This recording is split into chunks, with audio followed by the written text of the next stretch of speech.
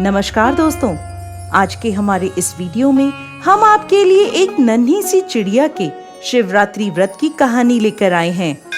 एक समय की बात है, शांतिपुर नाम का एक छोटा सा गांव था। उस गांव में एक सेठ और सेठानी रहते थे।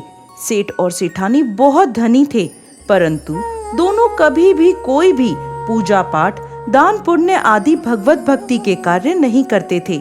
एक समय एक नन्ही सी चिड़िया दूर से उड़ती हुई घोंसला बनाने की जगह की तलाश में सेठ सेठानी के आंगन में आ पहुंची। उनके आंगन में एक बड़ा सा पेड़ लगा था।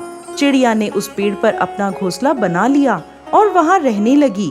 अब वो चिड़िया दाने की तलाश में सेठानी के घर की ओर देखने लगी। जब कई दिनों तक उसे सेठानी के घर से कुछ भी खाने को नहीं मिला, तो वो आसपास के घरों में जाकर दाना चुगने लगी।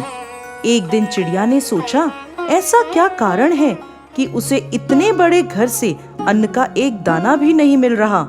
ऐसा सोचकर वो चिड़िया सेठ सेठानी के घर के छज्जे पर आकर बैठ गई, तो देखती है सेठ सेठानी अंदर आपस में बातें कर रहे थे। हम क्या करें, हमारे कोई संतान नहीं है। हमारे पास इतना सारा रुपए पैसा है, लेकिन इसे भोगने वाला कोई भी नहीं है। ऐसा कहकर सेठानी जी रोने लगी। सेठानी को रोता देख चिड़िया को बहुत दुख हुआ। अब चिड़िया रोज सेठ जी के घर के छज्जे पर जाकर बैठ जाती और उनकी बातें सुनती और देखती कि सेठ और सेठानी संतान की कामना से बहुत तड़प रहे हैं। सेठ सेठानी की ऐसी दशा देखकर चिड़िया को उन पर दया आने लगी। बिना बच्चों का जीवन निरर्थक है। निसंतान औरत बहुत दुखी रहती है।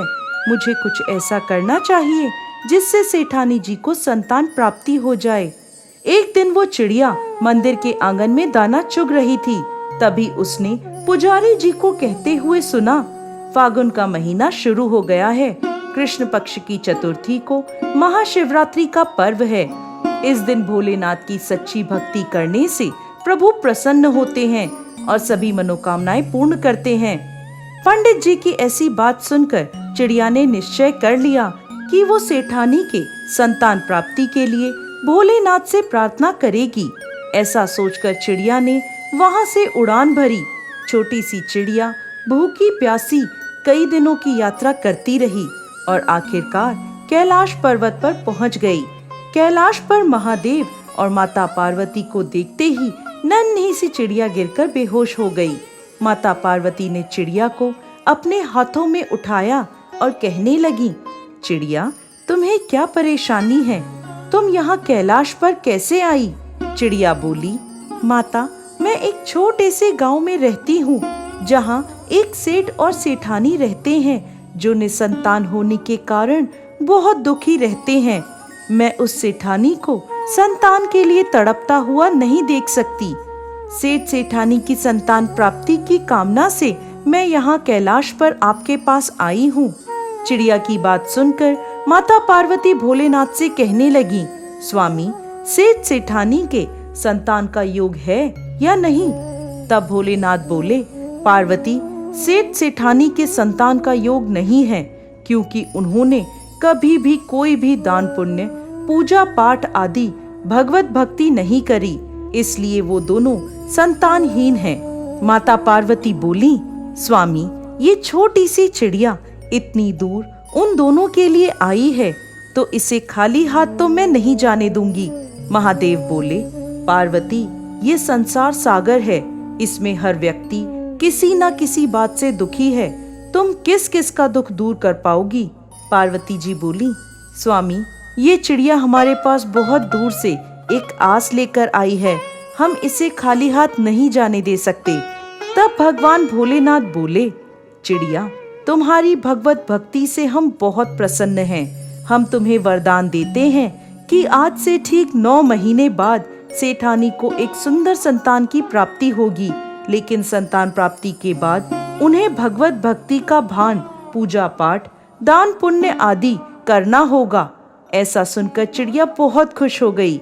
भोलेनाथ और पार्वती जी का आशीर्वाद लेकर फिर वो वहां से चल दी। सेठ जी के घर पहुंचकर चिड़िया को पता चला कि सेठानी गर्भ से है। 9 महीने बाद सेठानी ने एक सुंदर पुत्र को जन्म दिया। ये देखकर चिड़िया बहुत खुश हुई। अब चिड़िया आंगन में बैठी सेठानी के बच्चे को बड़ा होता देख रही थी। बच्चा जो कुछ भी खाता पीता इधर उधर गिरा देता। गिरे हुए खाने को चिड़िया उठाकर खा लेती थी। धीरे धीरे समय बीतता गया और देखते ही देखते सेठानी का पुत्र 5 वर्ष का हो गया।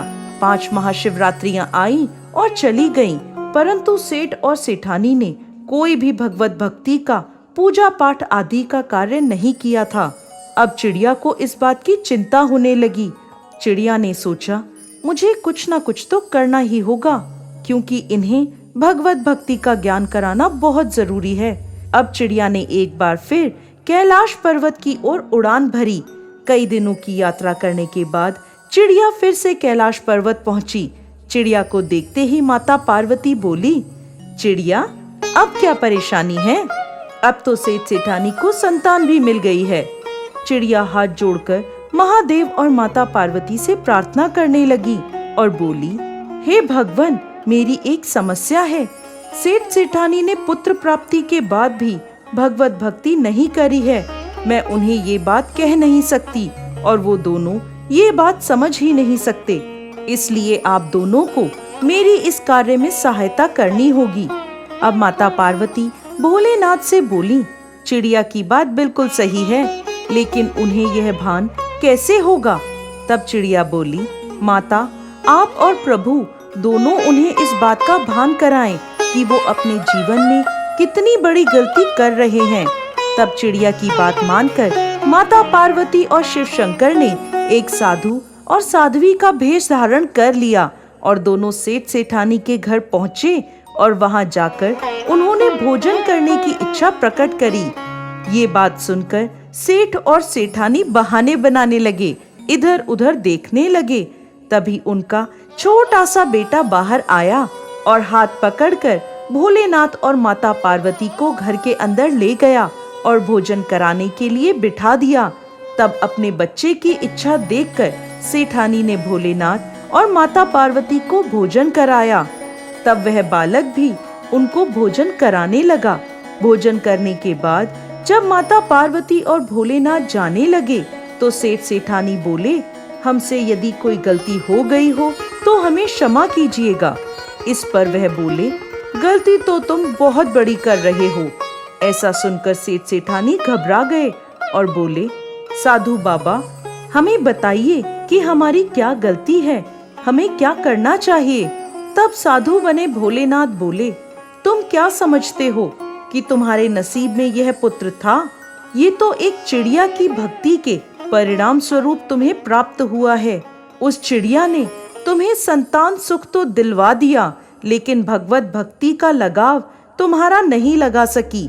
आज से तुम दोनों पूजा पाठ, दान पुण्य आदि करो, गरीबों को भोजन कराओ, भगवत भक्ति में अपना मन लगाओ, जिससे तुम्हारे पुत्र को लंबी आयु प्राप्त होगी। यह सुनकर सेठ और सेठानी को बहुत पछतावा हुआ। अब उन दोनों के मन में भगवत भक्ति की लौ जल चुकी थी। वो दोनों खूब पूजा पाठ करने लगे और प्रभु का गुणगान करने लगे।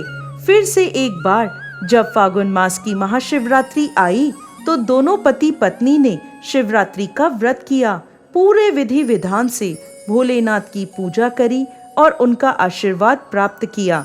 जय भोलेनाथ, जय माता पार्वती।